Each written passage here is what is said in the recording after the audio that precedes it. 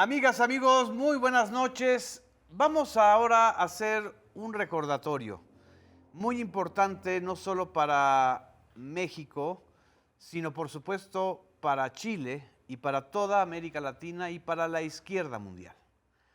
Hace 52 años, 11 de septiembre de 1973, un golpe militar brutal con la venia de Estados Unidos, con la traición de las Fuerzas Armadas de Chile, acabaron con el inicio de una historia muy nueva en América Latina y en especial en Chile. El primer gobierno electo con un proyecto popular, con un proyecto de unidad popular de Salvador Allende. Un gigante en América Latina que además murió en el golpe y cada 11 de septiembre recordamos a esta infamia y también recordamos a este héroe. Pero pocos días después, prácticamente 12 días después, menos de 2 semanas, fallece el otro gigante de Chile. Falleció el poeta de América, Pablo Neruda, en circunstancias muy sospechosas, en el momento justo en que él iba a salir de Chile para venir exilado a México. Y ese fue el segundo gran golpe dentro de esta historia de golpes que se sucedieron en el septiembre de 1973 en Chile. Aquí vamos a observar en estos momentos unas imágenes de ese funeral y sirvan estas imágenes para introducir la entrevista que vamos a tener en estas versiones públicas de hoy con una periodista de cuerpo entero, con una gran corresponsal y reportera chilena que desde hace ya medio siglo vive en México, que además fue colega mía en la revista Proceso y colega de muchísimos periodistas, hombres y mujeres, que desde los años 70 están con la llama encendida del allendismo y del recuerdo tanto de Salvador Allende como de Pablo Neruda. Le agradezco mucho a Jimena Ortúzar. Jimena, muchas gracias que estés aquí con nosotros. A ti por darme esta oportunidad. Gracias. Vamos a ver estas imágenes del funeral de Pablo Neruda.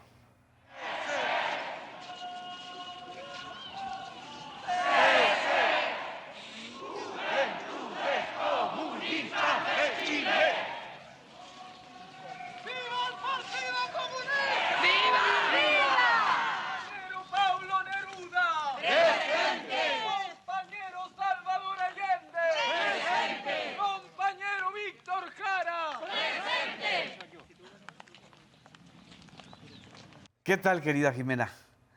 ¿Qué sientes al ver estas imágenes y al recordar a 52 años no es nada, ¿verdad? Diría el tango, ¿no? El tango. Mira, una emoción enorme porque es una historia que yo viví personalmente. Así es. Tal como tú decías, Pablo Neruda murió el 23 de septiembre de 1973 a las 10 de la noche en la clínica particular Santa María. ¿Qué tenía particular. Él? ¿Qué afecciones tenía? Su enfermedad era cáncer de próstata. Ok. Pero había estado sobreviviendo a esto, incluso ese año había regresado a Chile, había pedido dejar su embajada en Francia y volver a Chile, quería terminar su vida ahí.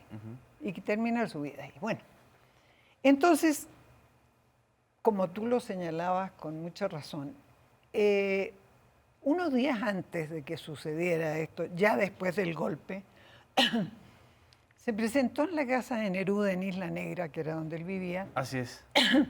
Gonzalo Martínez Corvalá, el embajador de México en Chile, un gran amigo de los chilenos y del gobierno de Allende. Se presentó para decirle que el presidente Echeverría le enviaba un avión para que se trasladara a México por su seguridad. Porque obviamente en la barbarie que estábamos viviendo, exacto, ser un comunista confeso era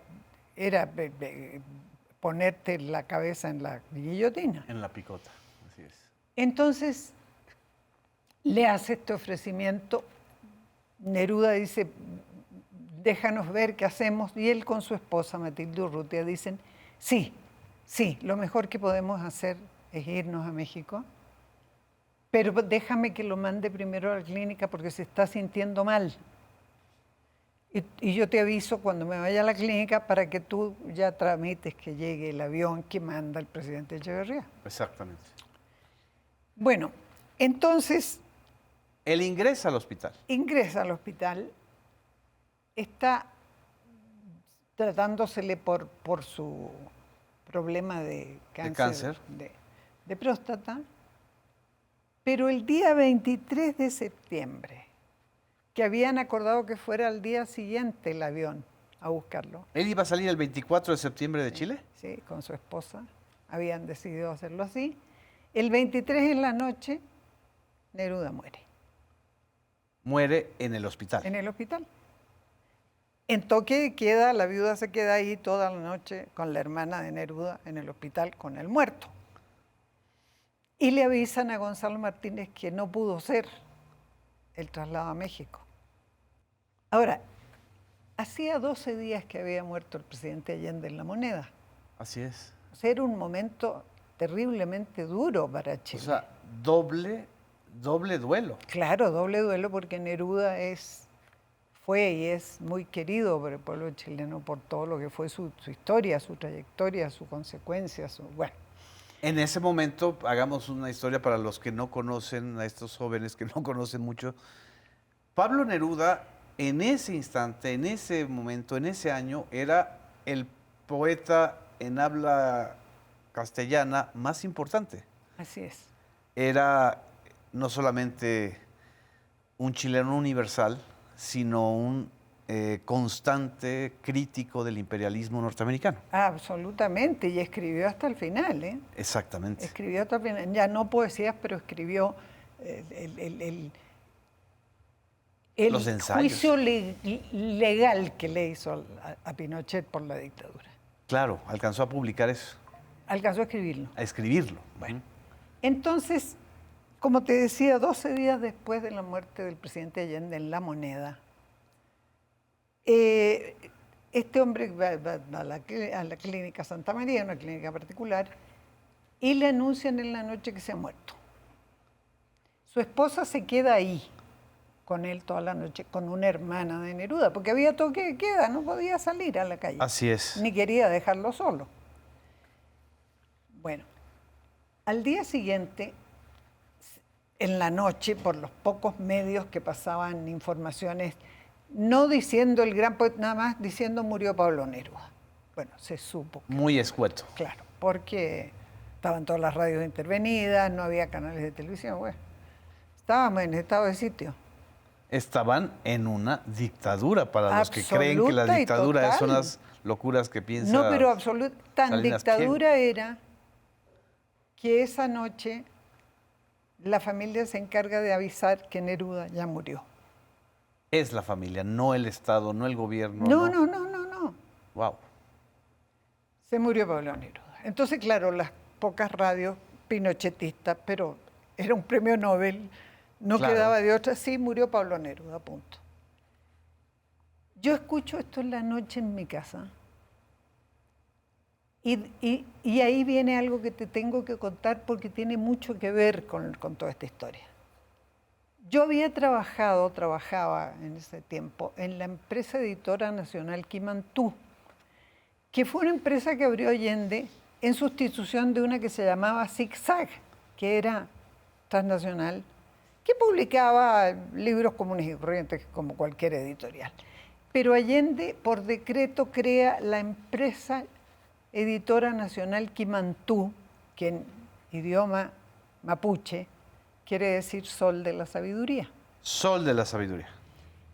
Y la funda diciendo que quiere que se escriban todo lo que se pueda de pensamiento social, de historia, de todo lo que pueda ayudar a este proyecto que tenía Allende. Así es. De convertir a Chile en un país socialista en democracia. Así es. Bueno. Cuando viene el golpe, clausuran La editorial. La editorial, que te digo, entre otras cosas, que en los 2 años y medio que funcionó, vendió, no editó, no publicó, vendió 10 millones de libros. ¿En un país de cuántos millones? En un país millones? de 12 millones o 13. Wow. Sí. Con muchas colecciones de pensamientos, etc. Tuve el honor de trabajar ahí, en una de las revistas. Entonces, cuando vino el golpe, allanaron. Esto estaba ahí, en un costado del río Mapocho, que atraviesa la ciudad de Santiago. Ahí estaba la oficina y al lado de la Escuela de Derecho. Ahí estaba la oficina, las oficinas de Quimantú, que se le habían comprado a Zigzag. Cuando vino el golpe, dijeron, todos ustedes están suspendidos, todos. Pero no los vamos a correr todavía, vamos a averiguar quién vale la pena cosa. y quién no. No, y quién merece. Sí, sí, sí. ¿No? ¿Quién A merece? expulgar el frijol, como Claro. decimos en México. Entonces, los encargados de la empresa en ese momento determinaron que para evitar fugas y gente que se desapareciera, antes que los juzgaran, teníamos que presentarnos cada mañana, tempranísimo, a pasar lista en la calle. En la calle. Éramos cientos de trabajadores, ¿eh? Entonces en la calle salía un fulano que no era ni un militar ni nada, un empleado, un encargado, que pasaba lista. Si alguno no estaba en la lista, daban orden de buscarlo. Entonces nos presentábamos todos, no les íbamos a facilitar las cosas, porque además eso nos permitía conversar y contarnos lo que habíamos sabido por bajo cuerda. Así es. Bueno, yo cuando yo escucho en la noche lo de la muerte de Neruda, me voy muy temprano a Quimantú, ya había un montón de gente, a esperar que pasen lista. Entonces salía un fulano, pasaba lista unos pocos, se volvía a ir, la cosa era complicarnos la vida. Pero a nosotros nos convenía porque teníamos la posibilidad de contarnos lo que sabíamos.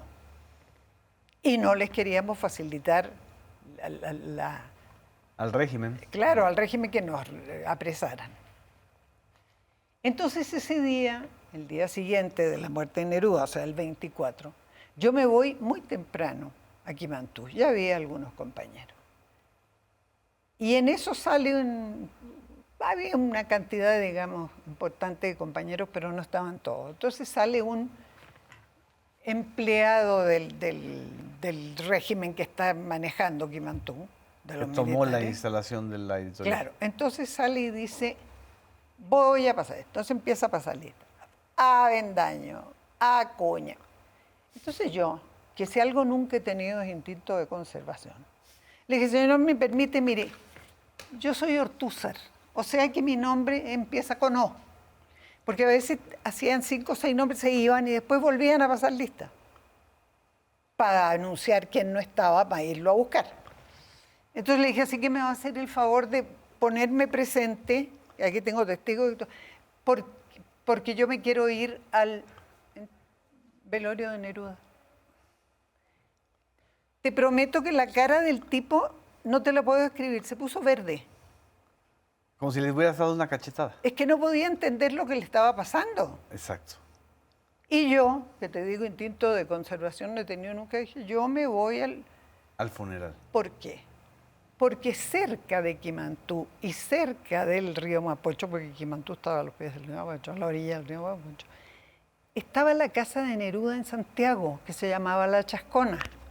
Ya no era Isla Negra, No, era la de la ciudad. Una que tenía en Santiago, que se llamaba La Chascona, donde La Chascona por su mujer, porque sí. La Chascona es despeinada.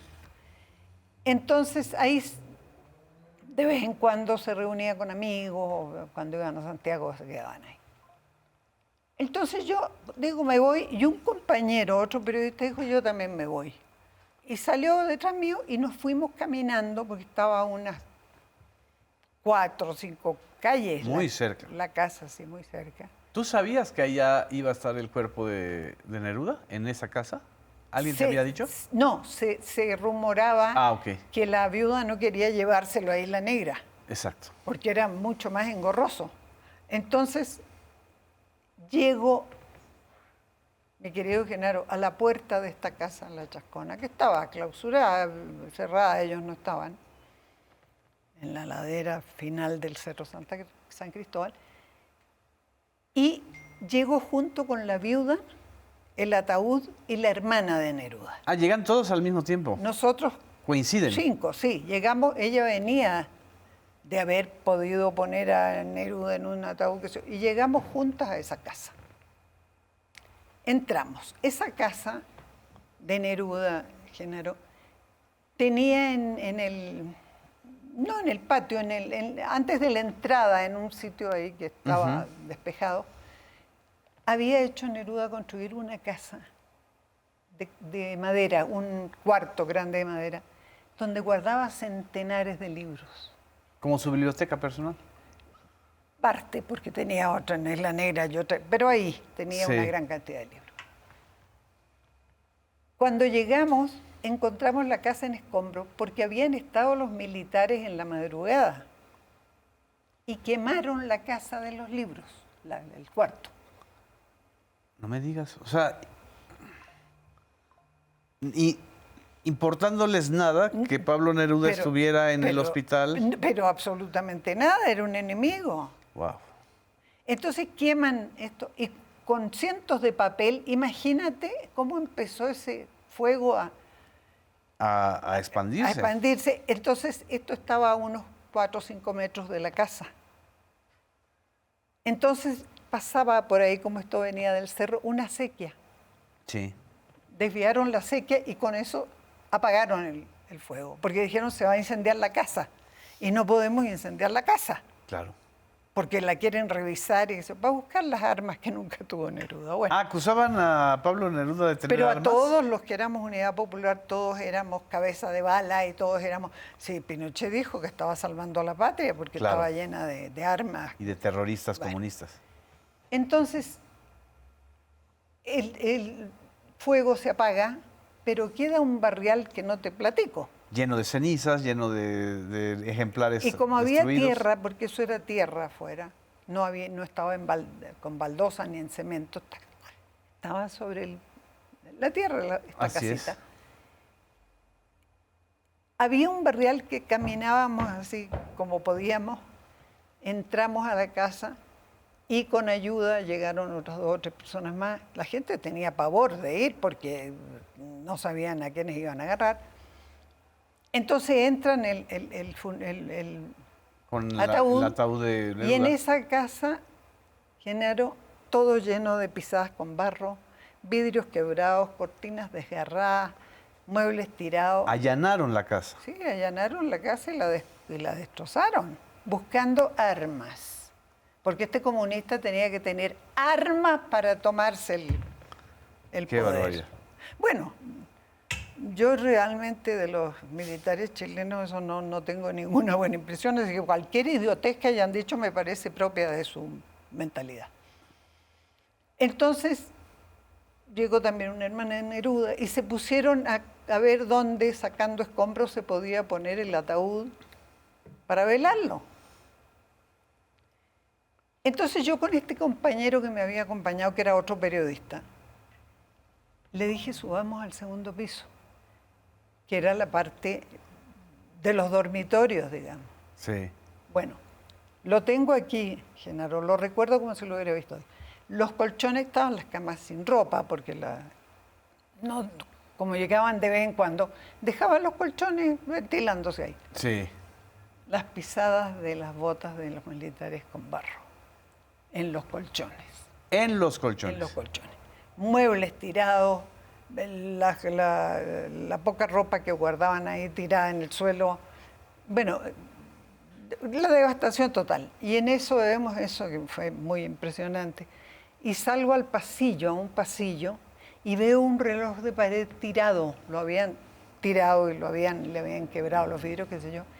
Y había saltado lejos una de las manecillas del reloj.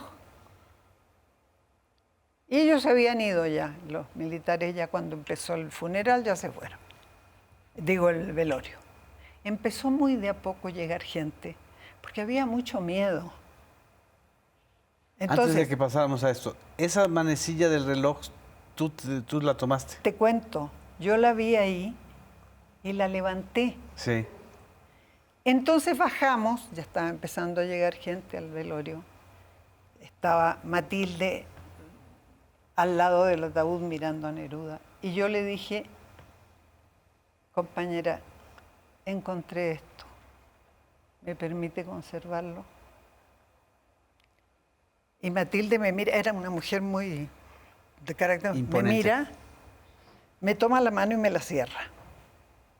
Y me dice, ustedes, los jóvenes, a no olvidar nunca lo que han visto aquí. Bueno, empieza a llegar alguna gente, alguien dijo que iba a venir un demócrata cristiano que había sido muy enemigo de la Unidad Popular. Le dijeron, parece que va a venir, y Matilde dijo, lo saco a golpes de aquí. No llegó. No me acuerdo quién era, pero era uno de los demócratas. No era Alwin ni era No. Freire. Algún demócrata cristiano, X. qué sé yo, con algún cargo público. Entonces, mi querido Genaro, nos quedamos ahí, llegó gente, nos quedamos en el velorio con el anuncio de que se le iba a enterrar mañana, en la mañana, o sea, el 24. Yo me fui a mi casa, yo tenía mis hijos, Sí. mi marido, me fui a mi casa, les dije, perdónenme, pero yo quiero ver esto porque quiero ser testigo, porque alguna vez lo voy a tener que contar o escribir. Al otro día, a muy temprana hora, me fui otra vez a la casa, ahí había estado entrando y saliendo gente, entre los escombros, y dicen, vamos al cementerio general. Neruda no tenía una tumba.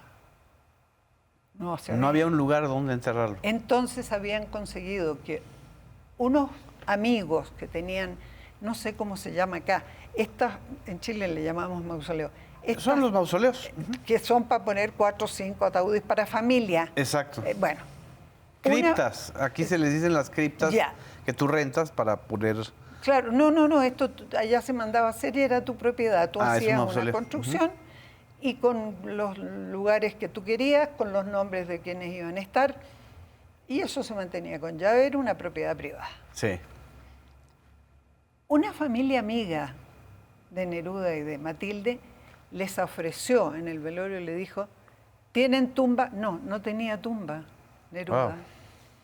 Entonces le dice, pueden enterrarlo en mi mausoleo. En mi mausoleo. Entonces empieza, Genaro, la poca gente que estaba en la casa a salir. No permitieron carroza, fue un furgón, una furgoneta, Así es. Como... Con su plancha para que puedan hacer el ataúd y todo esto, ¿no? Claro, pero tapada con techo. Ah, cubierta. Sí, no me acuerdo cómo se llama eso. Entonces abren y meten ahí el ataúd y empieza la familia y los que estábamos ahí y gente que había llegado a caminar detrás del ataúd para irnos al cementerio general. Que son las imágenes que vimos. Que quedaba, claro, cerca. Eran, no sé, 20 minutos para llegar caminando. O algo así. Llegaba gente con flores. Había gente en las ventanas que tiraba flores. En pleno estado de sitio. En pleno estado de sitio. Entonces, se caminó hasta llegar ahí y poco antes, después llegábamos a la Avenida de la Paz que desemboca en el cementerio general. Y ahí la gente en las ventanas, y es gente que se juntó, que fue, con todo el miedo del mundo, pero con toda la emoción del mundo. Y empiezan a cantar la Internacional.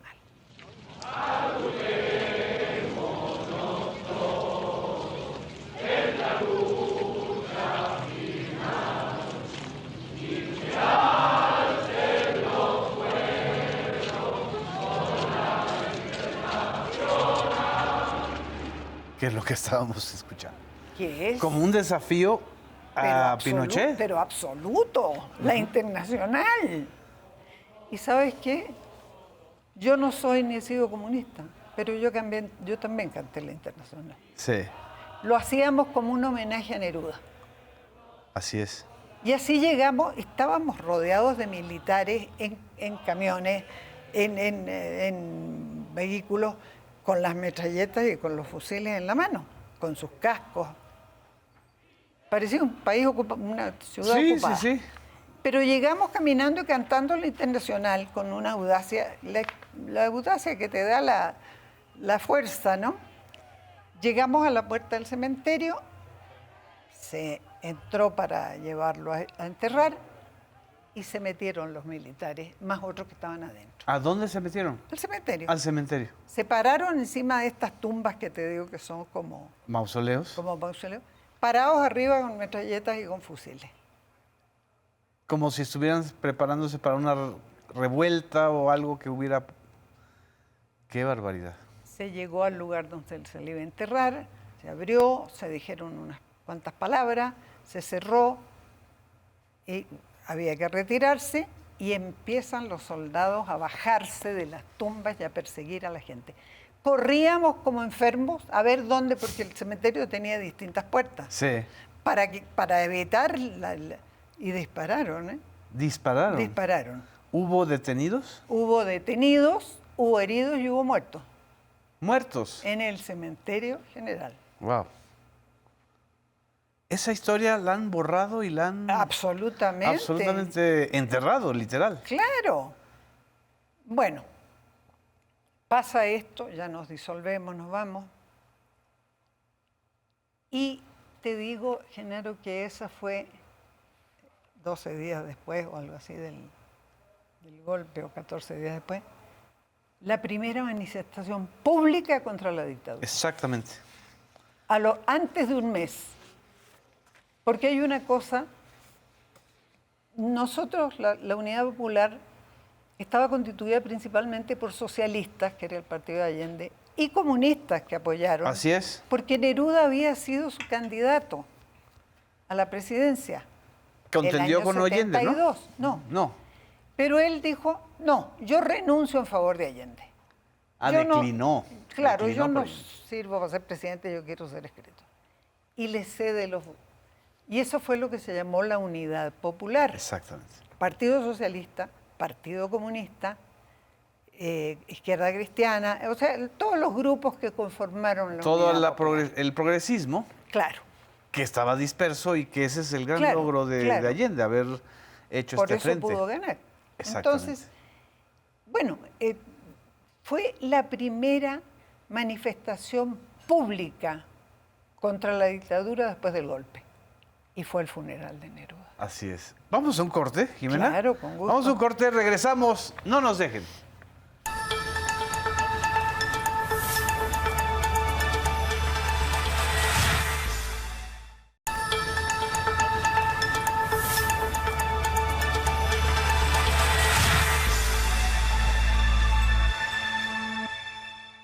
Regresamos a Versiones Públicas. Podrán cortar todas las flores, pero no podrán detener la primavera.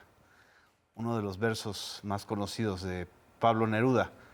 Jimena Ortúzar, testigo de los hechos, reportera chilena, nos está relatando esto que fue y que debemos considerar como la primera gran manifestación, no solo contra la dictadura de Pinochet, contra el golpe de Estado contra Salvador Allende y la Unidad Popular, sino quizá la primera manifestación contemporánea en contra de esta serie de golpes militares que se vinieron en América Latina y que fueron los que implantaron el modelo neoliberal, del cual estamos apenas saliendo en México.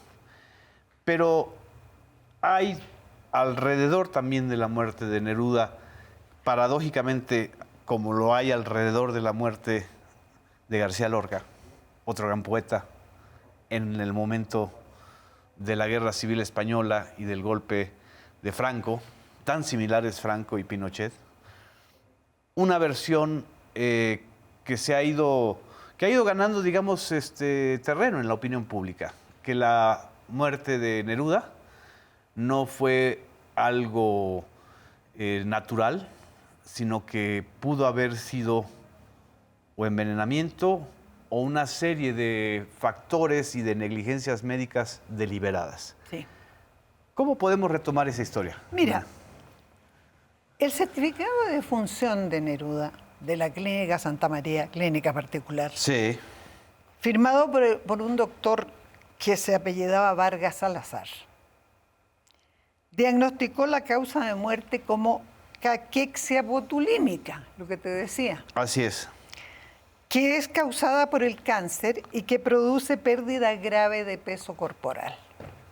Y por lo tanto, subsecuente muerte. Pero de un día para otro tuvo la caquexia Pero si bulímica. ellos no explicaban nada. Ellos decían, tenía esto, como diciendo, llegó con esto. ¿Cuándo dieron ninguna explicación?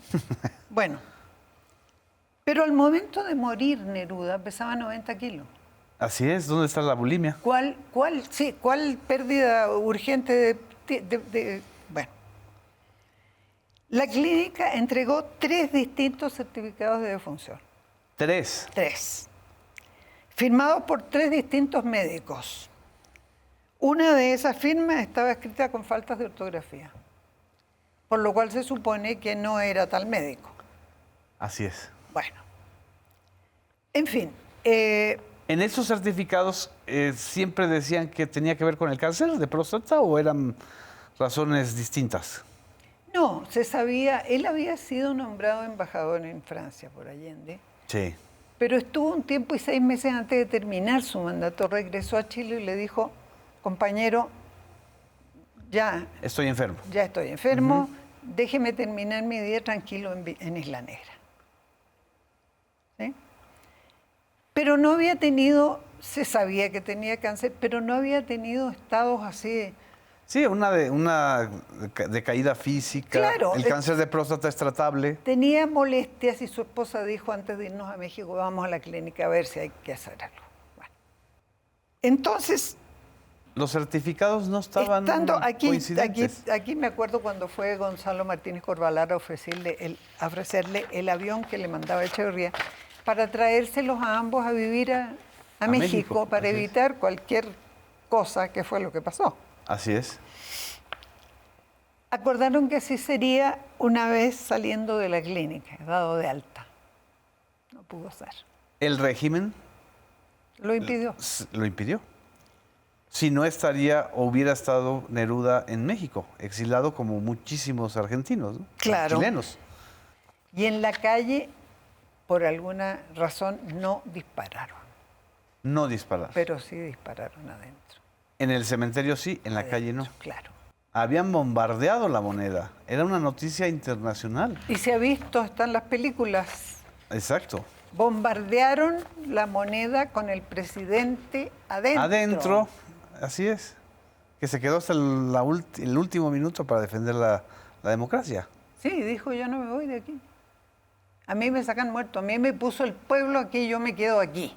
¿Hubo alguna declaración pública de Neruda antes de ser ingresado al hospital en contra del golpe o no se sabía nada de lo que había dicho Neruda?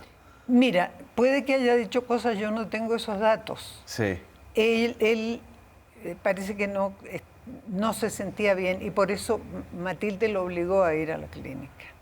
Y la actitud de Matilde, querida Jimena, en ese episodio de cuando llegan a la casa, notan toda la intervención de militares seguramente que fueron a allanar. Militares, estaban las huellas de las botas. Y no hubo alguna declaración o alguna sospecha de ella de que Pablo Neruda había sido deliberadamente descuidado en el hospital. O sea, de que... Debe haberlo tenido, no lo decía. Pero no lo dijo. No lo decía. Dijo, voy a esperar, porque esto se tiene que aclarar, pero si digo ahora algo que pueda ser desmentido, voy a perder credibilidad después. Claro. Entonces ella, con mucha dignidad, veló a su marido y lo enterró en esta tumba de estos amigos un poco tiempo, y ella compró un par de estas Criptas o mausoleos. de estas casillitas Ajá. en el muro, Sí. y ahí lo puso mientras se construía la tumba en Isla Negra. Actualmente los restos de él están en Isla Negra. Y ella también. Exactamente. Después de un tiempo, ya Neruda fue trasladado a su tumba en Isla Negra, que es lo que había pedido. Sí. 10 años después de la muerte de Neruda, Archibaldo Morales Villanueva, quien fue su chofer, declaró que el día de su muerte, él visitó a Neruda en la clínica, cuando todavía estaba vivo. Así es. Y que Neruda le dijo que se estaba sintiendo mal. El acta le dijo a este chofer, fíjate que me inyectaron y después de eso me estoy sintiendo muy mal. Ah. Eso Ok. se lo dijo, este hombre lo dijo 10 años después. Porque claro, entiendo que no haya hablado antes porque pensaba que lo iban a matar, ¿verdad? Exacto. El acta de defunción nunca informó de una inyección. De esa inyección. De ninguna. Tras muchos trámites de denuncias y solicitudes denegadas por la dictadura, además de la oposición, fíjate qué curioso, de la Fundación Pablo Neruda. La Fundación Pablo Neruda tuvo muchas discusiones con la familia que quería que fuera a exhumarlo y que se supiera lo que pasó.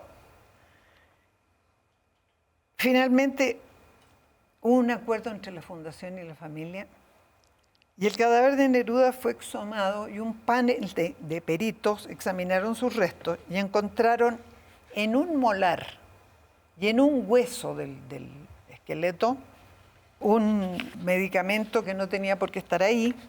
Que no era prescrito para alguien que tuviera cáncer Para de próstata nada, como él. es que le fue inoculado y por lo tanto concluyeron que Neruda fue asesinado en la clínica Santa María.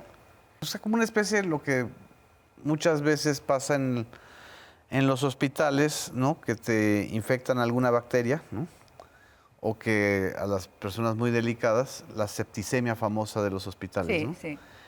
Pero en este caso, ese dictamen, que recuerdo que también fue un barullo internacional, o sea, fue un escándalo, ¿y cómo lo asumió el gobierno de Chile? Como todo. No les interesa lo que digas, lo que hagas, ellos mandan. No hubo evidentemente, ninguna investigación, ningún juicio a los médicos o a las No autoridades hubo médicas. porque hubo años después de esto de Neruda, cuando lo vieron personas de médicos o de integrantes de estudios chilenos y otros, dijeron, no hay nada, no, se murió de la caquexia. Así es. Ya. Sí hubo un coro. Pero resulta que había un locutor que se llamaba Archibaldo Morales Villanueva, que era opositor a la dictadura. Y eso se sabía por algunos comentarios que hacía a veces en radio. Lo tomaron preso, lo torturaron y murió. Archibaldo. Archibaldo. Y la autopsia que la familia pidió demostró que durante la tortura a él también le inyectaron Clostridium botulinum, Que es la misma sustancia que le encontraron causándole la muerte, la que le encontraron al cadáver cuerpo de Neruda. Que O sea, además entiendo que es utilizada en torturas. Claro, ahora en Chile, salvo la derecha que ella tiene su mundo aparte, a nadie le cabe duda de que a Neruda lo envenenaron. Exacto. A nadie. Porque además, a ver, esta reflexión creo que valdría la pena hacerla en voz alta, Jimena. ¿Por qué envenenar a Pablo Neruda? Porque era una voz demasiado importante. Era un premio Nobel. Había mandado el barco Winnipeg con los españoles exiliados a Chile desde España. Es decir, tenía una trayectoria tan importante que si abría la boca lo iban a escuchar. Claro. O sea, no es lo mismo que el chofer dijera, bueno, pero Neruda. Así es. Neruda. Que además, como bien recordaste, declina su candidatura para apoyar a Salvador En favor de Allende. Allende, claro. Es decir, fue un aliado de Allende, no estaban distanciados. Absolutamente. Porque el Partido Comunista y el Partido Socialista formaron la Unidad Popular. Así es. El gobierno de Allende era un partido de socialistas, su partido, Sí. y de comunistas. Así es. Entonces, imagínate, Neruda ha sido uno de los personajes públicos más importantes de Chile. Y de la América Latina. Y del resto, y de España, y de Francia, y de, bueno. Es decir, quizá algunos que no lo han leído, pero han oído de él, saben perfectamente que quizá después de García Lorca es el poeta más leído. Claro. Como poeta romántico o como poeta también de protesta. Claro. ¿no? Y además, me acuerdo que hasta Jara, ¿no? Este cantante Víctor Jara hizo una composición aludiendo a la posibilidad de que hubiera sido envenenado Neruda. Mira, en toda la izquierda y en toda la gente no pinochetista había un consenso de que había pasado, cuando muchos decían pasó algo muy raro, y otros, los comunistas, los socialistas, que decían, no pasó algo muy raro, lo envenenaron, lo asesinaron. ¿Cómo esto que se va a ir a México con la caja de resonancia, que era México, a decir este tipo que fue capaz de montar a miles de españoles en el Winnipeg y mandarlos a Chile para huir de la dictadura de Franco. Entonces, era un personaje demasiado importante a nivel mundial. ¿Qué es lo mejor? Lo matamos y se acaba. Muerto el perro, se acaba la rabia. Así actuaba la dictadura. Ese era su estilo. Ahora, nos estabas leyendo estas pistas que tú has ido compilando, donde parece ser que hay un método, o que hubo un método para envenenar a opositores a la dictadura, ¿no? Sí, por supuesto. Es decir, hubo muchos casos de muertes por envenenamiento de personas no solo chilenas, de otros países que tuvieran alguna importancia. En Chile, o estabas con la dictadura o te decidías a morirte. Así es. Y si no querías hacer público que estabas contra la dictadura, no digas nada en contra, cállate. ¿Cuándo decidiste salir tú de Chile? Mira, yo decidí salir de Chile cuando empezaron a citar personas por teléfono y por radio. ¿A citarlas en dónde? Yo tenía un programa de televisión, Genaro, en el Canal 9, que era el canal de la Universidad de Chile, porque en Chile estaba el canal de la Universidad de Chile, el canal de la Universidad Técnica del Estado y el canal 13, que era el canal, digamos... ¿De mayor popularidad o de mayor rating? No, más reaccionario. ¿Y el más de derecha? Claro, el más de derecha. Yo tenía un programa y yo salía ahí y hablaba y entrevistaba gente y hablaba con senadoras del Partido Comunista y con obreros y con... Entonces la derecha, como el Canal 9 era de la Universidad de Chile, ya todas las autoridades renovadas por ellos, dijeron que era increíble que el canal de la Universidad de Chile se prestara para hacerle propaganda a un gobierno comunista, que no era. Así es. Bueno, entonces sale un locutor, yo estaba en mi casa con mis hijos, yo ya estaba separada de mi marido. Sale en la noche un programa y un locutor que era amigo de ellos dice, bueno, nuestro canal, porque recuperaron el canal de la Universidad de Chile, pero para ellos, para su programa. Entonces estamos muy contentos, hemos recuperado el canal, porque después que estuvo en manos de estos extremistas, y empiezan a salir fotos de los que trabajábamos ahí en los programas. Los empezaron a exhibir. Claro. A un estigmatizar. Pedazo de este, un pedazo de otro. Y salgo yo en una parte entrevistando y otro que cuando lo vi me quedé helada. Y cuando terminan de mostrar eso, personas dicen, es textual, me acuerdo como si fuera hoy, estos son los malos chilenos que los buenos chilenos deben denunciar. Wow. Deben denunciar. Deben denunciar. Entonces una compañera mía que habíamos estudiado juntos en la Universidad de Chile, en la Escuela de Periodismo, me llama. Sabíamos que escuchaban muchas veces las cosas. Sí. Me dice, Jimenita, ¿cómo estás? Bien. Oye, yo te he visto un poco pálida, yo creo que tienes de tomar unas vacaciones. ¿No crees que sería bueno que con tus niños tomaras unas vacaciones? Está muy feo todo tú ves que como hay tantos disparos y cosas, de repente hay mal ambiente, qué sé yo. O sea, Jimena, asílate. Ya te pusieron entre los... Ya te estás en el foco, ¿no? Claro. En Porque el yo radar. tenía un programa que se llamaba Mujer, donde entrevistaba gente de la Unidad Popular. ¿Mujer se llamaba el programa? Sí, Mujer. Gente de la Unidad Popular. Yo era de la Unidad Popular y yo no iba a invitar momios, como les decíamos a los otros. Para eso tenían el Canal 13 de la Universidad Católica.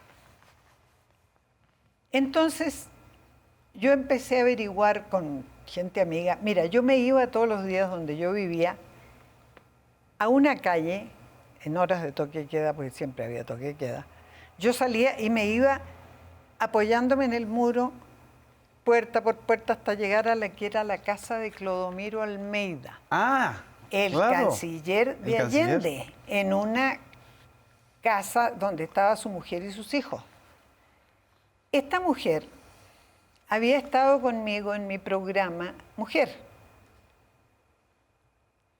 Y yo le había preguntado cosas de la Unidad Popular y ella lo defendió. O sea, nos habíamos hecho amigas, porque no sé si tú sabes que en la misma día del golpe que Clodomiro Almeida se fue a La Moneda, porque Así dijo es. yo lo decía, lo agarraron. ¿Lo detuvieron? Y no se supo dónde estaba. Hasta que se supo que lo tenían en un hospital de los militares en el sur, esposado y con una pistola que le ponían aquí en el pecho todas las noches. Si quieres dejar de sufrir, ahí te dejo. Sí, una tortura para que él se suicidara o para que... ¡Claro! Como... Era la tercera voz más importante de José Chile, Toa, claro. después de Allende, después de Neruda, el canciller, Clodomiro Almeida. Entonces, bueno, esto era, o sea, vivíamos en un... Entonces yo hablé con gente y le dije, mira, me dijeron, Jimena, tú tienes hijos. El padre de tus hijos no va a interferir en esto. No va. Me da mucha pena decirlo, pero él estaba de acuerdo con el golpe. Así es. Entonces me dijo, no vas a poder recurrir a él, porque él era un hombre muy conocido de televisión y todo. No vas a recurrir a él porque él va a decir, porque un día sacó a pasear a mis niños. Sí. Chiquito. Y Jimena, la mayor, me contó que le había dicho, oye, no hay esto, no hay otro, no dejan ir. No... Sí, le dijo, hay muchas cosas, pero tenemos un gran favor, ya no hay mediocres en La Moneda. Estaba a favor de lo que había pasado. De mis hijos. Así es. ¿Periodista también? No. No estaba él en el medio, digamos. No, para nada. Él era musicólogo y tenía programas de cultura y qué sé yo. Y ahí fue donde decidiste venir a México. Entonces hablo con amigos y hablo con compañeros del partido y me dijeron, Jimena, con suerte te van a tomar presa y te van a meter al Estadio Nacional. Sí. De ahí puedes o no salir. ¿Qué pasa con tus hijos mientras tanto? ¿Se los lleva tu marido? Así es. ¿Se los lleva tu marido a un ambiente de golpe? Sí, sí, sí. De gente de... Entonces, hablando con amigos y buscando datos, supe que el Consulado de México, porque la embajada estaba en otra parte del consulado, estaba recibiendo gente. Pero eso estaba permanentemente custodiado por soldados en la puerta. Entonces, para hacerte cuento corto, conseguí que una persona me llevara en auto con mis 4 niños en la mañana y me dejara en la esquina. Entonces caminábamos por ahí, yo le decía, vámonos, apurémonos que vamos atrasados. Era una señora que llevaba a sus niños al colegio. Así es. Bueno, 3 o 4, y después me recogía este amigo y nos iba, así, muertos de miedo. Porque esa gente... Sí, no se tiende el corazón, no se tentaban. Entonces logro, un día que estamos, está un carabinero en el furgón ahí viendo cosas, porque ponían 2 en cada puerta, y otro en la puerta del consulado, que tenía un antejardín en el barrio alto. Y yo voy con mis niños y está el carabinero ahí, le digo, perdone, ¿me da la hora? Se cuelga el fusil y se empieza a buscar el reloj. La puerta estaba entreabierta porque habían estado barriendo. Le digo, adelante. Y se meten los niños y me meto yo corriendo. Y en un salen, descuido mientras él se busca, sí. esta vieja que debe ser del barrio alto con estos niños, debe ser de nosotros. Y salen corriendo varios que estaban adentro y me dicen, entra, me conocían por la tele. Claro, claro. Bueno, entonces sí, entre ellas sí llegué a México. ¿Y dónde trabajaste por primera vez en México? Vendía comida. ¿Vendías comida? ¿Comida chilena? Sí. ¿En qué zona? Nada, hablaba con personas del Ah. barrio y les vendía pastel de choclo y cosas que yo hacía, Sí. porque no estaba recién llegada. Pero cuando yo iba a salir de Chile y fui a la casa de Clodomiro Almeida a preguntarle a Irma, su esposa, Sí. que era una mujer que trabajaba para la Unidad Popular. Allende había inaugurado un centro social muy importante ahí en el centro, donde había de todo, bibliotecas, clases, qué sé yo, y puso a esta mujer a cargo de la cocina, o sea, no de cocinar, de distribuir qué comida se debía hacer, porque muchos de los que vivían, que trabajábamos por ahí íbamos a comer ahí, en tiempos ok. de la Unidad Popular, porque había comida buena y barata. Sí. ¿Era un comedor popular? Sí. Entonces me voy a hablar con mi amiga esta y le digo, mira, me pasa esto y esto. Y me dijo, vete, Jimena, vete. Has estado en televisión mucho tiempo. Sí, estás muy expuesta. Tú sales en televisión una vez y te reconoce todo el mundo. Sí. Y tú estás y seguirás estando con Allende, estás contra Pinochet, tienes hijos. Si te vas, sus hijos van a ir a parar con su padre y tú quieres que los haga 4 fascistas chicos. Así Bueno, es. ella me convenció. Y entonces me dijeron que tratara de entrar al consulado. Y te digo, cuando llego al consulado, y pasaba de largo, apurémonos que vamos a... Yo era una señora que llevaba a los niños al colegio, Sí, sí, sí. con una peluca rubia, Sí, estabas disfrazada. porque en mi cara de la televisión me conocían, Claro. con lentes oscuros. Bueno, entonces yo entro y salen corriendo. ¡Entraste! ¡Qué bueno! Y ahí me reconocen, porque por ejemplo sale corriendo Armando Casigoli, que había sido mi profesor en la Sí. universidad, socialista, que está. Jimena, pero si eres tú. Bueno, ahí entramos y estuvimos un tiempo hasta que nos trasladaron a México. Wow. Ya se nos acabó el tiempo, Jimena, pero no quiero dejar pasar en esta plática que te agradecemos muchísimo el símbolo de las manecillas del reloj. Sí, Te das cuenta que a final de cuentas el tiempo estuvo a tu favor. Hasta incluso cuando el carabinero vio su reloj y eso te permitió. sí. Mira, fue Ir. una cantidad de circunstancias que se conjugaron para que esto pasara. Así es. ¿Regresarías a Chile? Regresé Regresaste. regresé en dictadura. Y qué lástima que se nos acabó el tiempo. Regresé en dictadura y junto con otro, como no tengo instinto de conservación, con un demócrata cristiano que había sido anti-Allende, pero que estaba más contra la dictadura, abrimos el primer diario. No había diarios en Chile permitidos más que el Mercurio. Así es. Este hombre, te contaré otro día cómo lo hicimos, abrimos un diario que no tenía permiso, pero era legal, Y salió. que se llamó El Fortín Mapocho. El Fortín Mapocho, que ya me has platicado de él. Entonces te digo, estuve allá, yo fui la subdirectora del Fortín Mapocho, hicimos muchas cosas, pero ya empezaron a hacernos sentir Más hostiles. que tuviera cuidado. Wow. Y entonces regresé a México y aquí estoy, todavía. Y qué bueno que estás aquí. Después me mandó don Julio Scherer como corresponsal a Chile durante ¿El plebiscito? Claro, durante el plebiscito y la renovación de la democracia, que nunca terminó de renovarse. Exactamente.